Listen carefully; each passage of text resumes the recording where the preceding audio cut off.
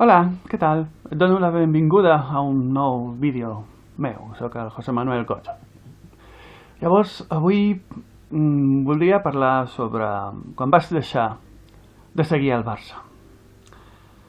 Més o menys va ser, em sembla que fa unes 3 temporades. Coincideix amb el moment en què van posar la samarreta això de Qatar Foundation o Qatar del que sigui.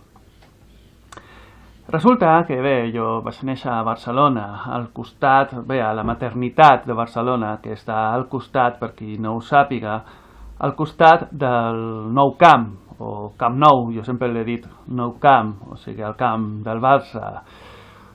Potser és per això, potser no té res a veure, no? Però jo vaig créixer en un ambient que vaig acabar doncs que m'agradava el Barça com a equip de futbol i més o menys el seguia. Recordo que la meva primera gravació de casset, de cinta de casset, quan vaig tenir uns 11 anys, que vaig demanar al meu pare que em deixés el gravador, la gravadora de casset per enregistrar, va ser un partit del Barça. Sí que, per cert, va perdre davant de l'Atlètic de Bilbao. Jo tenia 11, 12 anys, una cosa així. El cas és que mai he estat un fanàtic, però sí, més o menys per temporades, així, doncs, anava seguint el Barça i aquestes coses, no? Quan va donar casualitat que la temporada 83-84 jo vaig comprar tots els esports des de la primera jornada i va acabar guanyant la Lliga al Barça després de que no la guanyava des de l'any 74. Era l'època del Terry Benevos, del Schuster, Carrasco, Ruti i aquestes coses, i aquesta gent. Una altra veritat és que només he anat a veure un partit del Barça i va ser quan tenia 14 anys que van invitar a la meva escola a anar gratuïtament i vaig veure un partit de la Copa de la Lliga, em sembla, jo tenia 14 anys, devia ser la temporada 86 o una cosa així, o 86-87, una cosa així, i del segle passat. I bé, va guanyar i eren els suplents i nosaltres estàvem molt amunt a l'estadi i vaig veure que eren com unes cosetes petitores, no?, els jugadors del Barça i això. Però més o menys tampoc a casa meva tampoc seguíem els partits i bé, era per una cosa meva, no?, d'això de seguir, sentia, escoltava els partits mentre feia els deures quan era adolescent.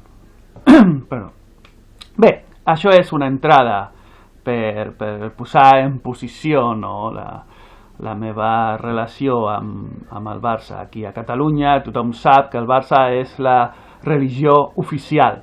Quan guanya el Barça surt més gent al carrer que quan es fan festes religioses. Vull dir que el culte al Barça ha substituït la religió catòlica aquí a Catalunya i a més li han posat coses que representen políticament i tot això.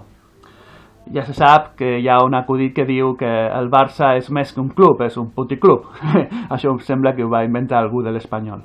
Bé, doncs això, quan jo vaig seguir, a vegades sí, a vegades no, i va arribar un moment que va arribar el Messi i el Barça va jugar tan bé que inclús jugava millor que quan jo jugava als videojocs.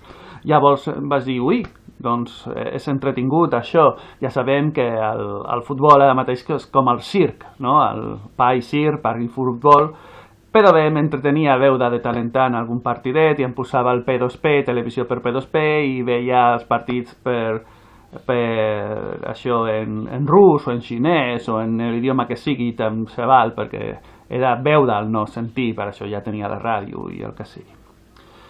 I això seguia, però van tacar la samarreta amb això d'UNICEF. UNICEF, doncs, prové de la ONU, és l'elit i aquestes coses.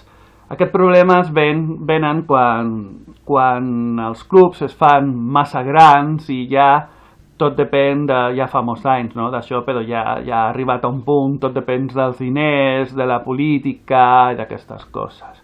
UNICEF, bé, se suposa que és una organització per als nens i era el Barça el que pagava, però bé, cap problema molt gran, no? Però ja quan van treure això de l'UNICEF i van posar el Qatar Foundation i el Qatar Airways o el Qatar el que sigui, aquí ja va estar la línia vermella. Per què? Sabem què és Qatar. Qatar és un regne feudal. Bé, Espanya també és un regne feudal, però vull dir oficialment. No? Aquí no és oficial, aquí ens diuen democràcia, entre cometes. Però Qatar és un lloc on es discrimina les dones, on no hi ha drets humans, on és una dictadura, una monarquia dictadura d'aquestes fortes dels països àrabs, de la península d'Àbiga. I d'aquí ho sento, ja no passava. Ho sento i vaig fer un tuit i vaig dir a partir d'ara no segueixo cap partit ni veuré més cap partit del Barça mentre no treguin això de la samarreta com a mínim. I continua.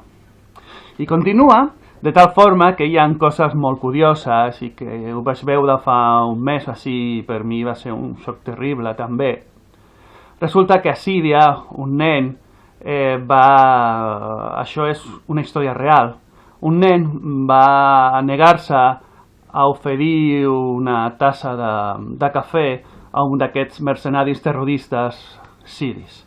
I llavors, aquest, com a resposta, el van assassinar davant de la seva família.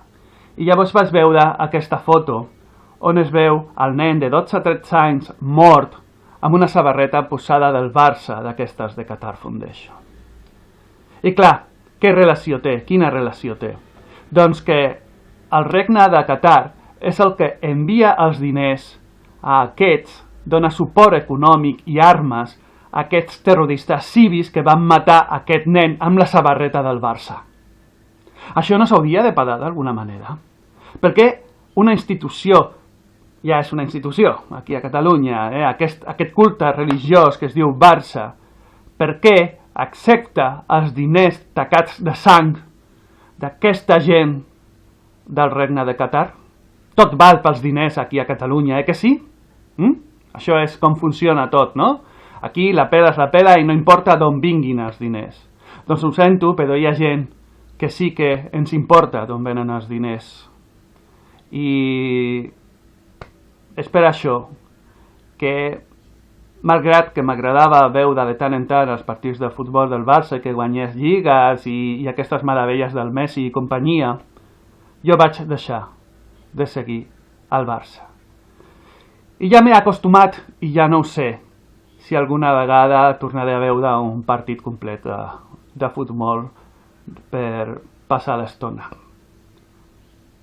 I bé, moltes gràcies per la teva atenció, com sempre, ja saps, si t'ha agradat aquest vídeo pots subscriure't, pots donar-li a m'agrada per compartir amb els teus amics, els teus companys i els teus seguidors i tot això.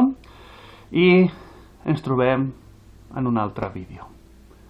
Fins llavors.